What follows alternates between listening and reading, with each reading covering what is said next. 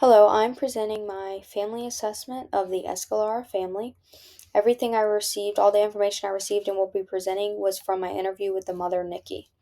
So here's the composition table of the family. The family lives in Denham Springs, Louisiana, and consists of four members. Mike is the father. He's 53 years old, married to Nikki, has a GED, and works as a retail store manager. Nikki is the mother. She's 45 years old, married. She has a high school diploma, and she's a student, nursing student. Madison Grace goes by Gracie. She is the daughter. She's 16 years old, single. She's currently taking a break from school, and she is not employed. And then Hudson Webb, who goes by Webb, he is the son of Mike and Nikki. He's 8 years old, single, in second grade, and is a student. Here's the genogram of the family. So in the center is Mike and Nikki. Mike on the left, his parents were Thomas and Carolyn. They're both deceased. Thomas was born in 1946 and he passed in 2009 from throat cancer, and he was a truck driver. And then Carolyn, Nikki did not know her date of birth, but she died in 1987 from cervical cancer, and she owned a daycare. And then together they had Mike and Melissa. Mike born in 1971 and his sister Melissa born in 1973. And then on the right is Nikki and her parents. So John, her dad, was born in 1956. He was an Army recruiter for 20 years and then became a supervisor at the post office, but he is currently retired. And then his wife Susan was born in 1958 and she was a nurse. And together they had Nikki, who was born in 1980, and her sister Gina, who was born in 1982. And then Mike and Nikki together had Gracie and Webb. Gracie born in 2008 and Webb born in 2017. Here's the eco map of the family. This is what the family interacts with on a regular basis. So the solid line indicates a strong relationship, which the family has a strong relationship with everything in their eco map. And then direction of energy flow. So for example, the pharmacy, the family uses the pharmacy. But for example, friends, the family uses friends for whatever it may be and puts energy into their friends and relationship with their friends. But then the friends also have give back to the family and put energy into the family. Like, for example, they bring web places. So that would be a bi directional kind of energy flow. And then going in clockwise order, on the right, restaurants, movie theater, and Airborne Extreme are kind of miscellaneous things that the family interacts with. Airborne Extreme is just a entertainment place for the children. Health insurance the family has. Health resources can include urgent care, dental offices, eye doctor, which I'll talk about these later, but the family interacts with these things. Mental health services. Nikki and Gracie both go to therapists. They also have a health case manager that comes in and assesses their family, which again I'll talk about later. Friends, I just discussed. Church and people within the church community. The family is very involved with their church and the people within their church and is very close with them. Seventh Ward Elementary is where Webb goes to school. Pards Recreation is just a recreational facility. And then the grocery store and church is what the family interacts with the most on a regular basis. Okay, developmental level of the family refers to the Duvall's 8-stage family life cycle. So the family kind of falls under two developmental stages. So they're kind of slowly growing out of school age children, but they're not quite fully into the adolescent stage. So they kind of fall into both. So authority and socialization roles within school have been established. So Webb focuses on school. His grades are very good.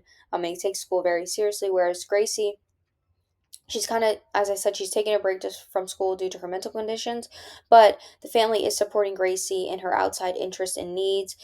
She's interested in getting a job temporarily, and her family is supportive of that. And then family rules and roles have been established, so the children are rewarded for good behavior. Communication is very important to the family and why the children are being punished. They're communicate as to why the consequences they're getting, why are they getting those. And then disciplinary actions are shared between Nikki and Mike, so those roles are kind of already determined. Children are not yet quite thinking about the future, like with permanent jobs, so they haven't fully gotten into that stage of adolescence quite yet. And then also roles and power base, which again I'll discuss later. But the children, for example, they have a family dog and the children help take care of that. So that's an example of a role that the family member has, the children have. Communication pattern. So this consists of functional center and functional receiver. So the parents and the children are all able to portray their feelings and their needs. So they say statements like I want, I feel. And then for receiving information, each member listens well. They validate what the other person is saying. And then also through therapy, they've been able to communicate and discuss things better. And they've also gotten good at, if someone's upset about something, they remove themselves from the situation, kind of assess what happened, and then revisit the family members when they're ready to work it out. Okay, power base and overall continuum. So the family falls under an egalitarian type of family power, which is where decisions and power is not just in the hands of only one family member, but under multiple. So Nikki and Mike make most of the decisions. It's not just up to one of them, but Gracie is sometimes involved as well. And then the legitimate power and authority role. So Mike used to be the brain. Mike used to have this power, but with his brain injury, he had impaired memory. So it kind of required Nikki to step in. The children kind of come more to Nikki, and she kind of has more of the stricter parent role, and more control over the children's behavior. But this power and authority is more of a team effort now. The helpless power is kind of what Gracie falls under. She's in the teenager stage where she believes nothing is her fault. Her mental condition has kind of caused her to feel like the helpless and like the victim. So she falls under this power, helpless power. And then referent power is like role model. So Webb tries to imitate his older sister, Gracie, so she's a positive role model for her brother. And then Webb also tries to imitate Mike, his father, and Gracie tries to imitate her mother, Nikki. And then reward power, so positive response influences behavior. So, like I talked about, the children are rewarded for good behavior. And then for tension management and managing conflict, so this again, disciplinary actions is kind of controlled by Mike and Nikki, and they tag team with this power role. Okay, and then role structure. So, formal roles within the family are the provider and budgeter is Mike. He deals with the money side of the family. And then the housekeeper is also Mike, but Gracie does assist because she's not in school. Therapeutic and childcare is Nikki. Like I said, the children come more to her. She helps them with school and homework and stuff like that. And then for informal roles, the compromisers are Mike and Nikki. And like I've been talking about, they're kind of more of the disciplinary. They tag team with this role. Lecturer, family coordinator, emotional supporter is Nikki. Again, she deals more with the therapeutic child care side of things. And then the comforter is Webb. He comforts Gracie. Again, she deals with mental conditions, so he helps her with that. And um, Gracie really does not have any independent roles. Nikki kind of talked about with her mental condition, her mental capacity. She kind of more assists with roles like the housekeeper role, so that's why she doesn't really have any independent roles. Okay, family values. These are beliefs or attitudes that the family holds close to them and guides them in the way that they live. So, some examples for the Escalar family is faith in Jesus, loyalty, family and relationships, and then quality of life and health maintenance, which I'll talk about healthcare in the next slide. Then some conflicts within the family values are Mike and Nikki sometimes disagree. Mike believes that Nikki can be sometimes too giving, and also family always has come first for Nikki. She's always been very close with her family, whereas Mike has not always been that way. So it's kind of a struggle for him to understand this. But this is just a few of the conflicts that the family deals with within their family values. Okay, for healthcare, so the health of the family is pretty good. Mike has memory impairment. Nikki has hypertension, insulin resistant prediabetes, and trouble sleeping. Gracie also has trouble sleeping, and Webb is healthy. So, Webb is obviously in very good health. Everyone is up to date on annual checkups, eye exams, and dental exams. And then through speaking with Nikki, she did say she feels her family has all the adequate needs to deal with any health stressors. Okay, for health resources, family has urgent cares, dental offices, dermatologies, ENT, allergy and asthma clinics, mental health resources, all available to the family. There's no hospital within Denham, but Ochsner is in Baton Rouge, which is only 10 minutes away, so very close and accessible to them. Um, Health resources, I'm sorry, physical activity. So Webb plays soccer. Gracie does not do much physical activity, but as a family, they try to go on family walks and bike rides, but obviously it's limited with everyone's schedule. And then health leaders of the family. So Nikki's the family member who makes all the doctor's appointments, make sure everyone's getting their annuals and everything like that. And then Mike is the one who encourages Nikki to be healthier. And then all of these services and resources are paid through the family's health insurance. Okay, stress and coping. So, short term stressors of the family is Nikki's full time nursing school enrollment. And then long term stressor is trauma to Gracie and the aftermath with her mental health conditions. And then Mike's brain injury and brain tumor has caused memory impairments.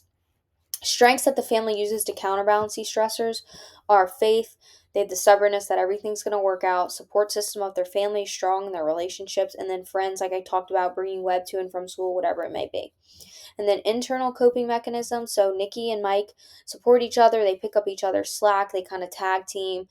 Communication, like I talked about, they're functional receiver and senders. They work together as a family. They're big in their faith and prayer. And then also Nikki said they listen to music as a family, which is a simple way for them to deal with tension or any kind of stressors. And then external coping. Gracie and Nikki, like I talked about, both have a therapist. Gracie goes to therapy 3 times a week. There's a health case manager that comes, assesses the family, helps them with any needs they have or any areas they want to improve on. And Nikki talked about how a lot of their coping mechanisms has come through these therapy sessions and being able to communicate as a family and work things out.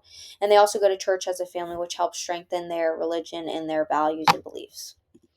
Okay, actual NANDA diagnosis. So the actual one of this family would be interrupted family processes related to mental conditions, school, and trauma. So mental conditions and trauma kind of fall under both Mike and Gracie, with Mike's memory impairments and Gracie's mental conditions. And then school would be Nikki, in that she has, a full-time nursing school enrollment. So the goal will be that the family will be able to adapt to these stressors effectively throughout the entire extent or time the stressor takes place, as evidenced by maintaining informal and formal roles, coping mechanisms, such as faith, physical activity, and hobbies, regular healthcare visits, and proper self-care practices. So all of these things the family is doing well, but there is interrupted family processes that could affect these things. So it's important that the family maintains these things. And then some interventions that a nurse can do to help the family maintain these things is would be to provide therapy sessions for Nikki and Grace. Those are already in place, but to continue to make sure that those are in place for them. Educate the family on importance of physical activity as a stress reliever, which we all know is a very good stress reliever. Assess the family's health status and educate them in lacking areas and provide support.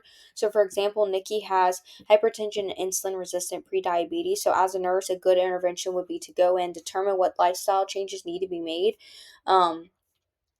And for example, these can be regular exercise, diet changes, eating fruits, vegetables, whole grains, lean proteins, healthy fats, limit sugary drinks or processed foods, and then educate Nikki on all these things and, assess if her health is improving. And again, this is the actual NANDA diagnosis, that the family does have interrupted family processes, and it's important that the family maintains all of the current structure and function that they have. And as a nurse, it's important to intervene and, again, do all these interventions to make sure that the family can maintain these things.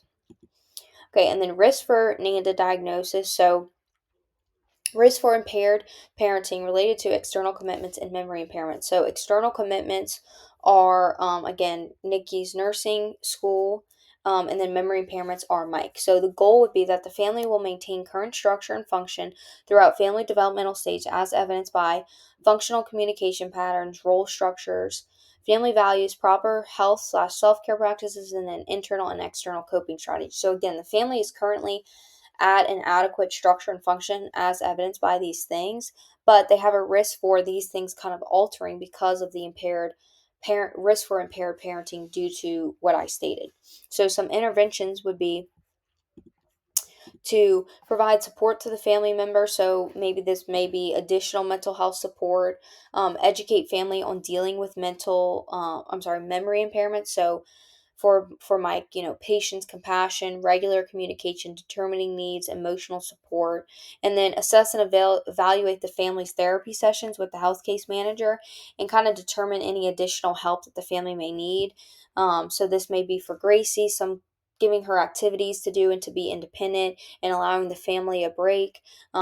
Memory treatment for Mike and kind of stimulating memory, and then stress coping for Nikki because she is dealing with both school and her family, and that can be obviously stressful. So again, just intervening and helping the family to maintain their current structure and function so that impaired parenting does not become an actual NANDA diagnosis and only maintains a risk or becomes not a risk at all. So obviously as a nurse, you can step in and help these things.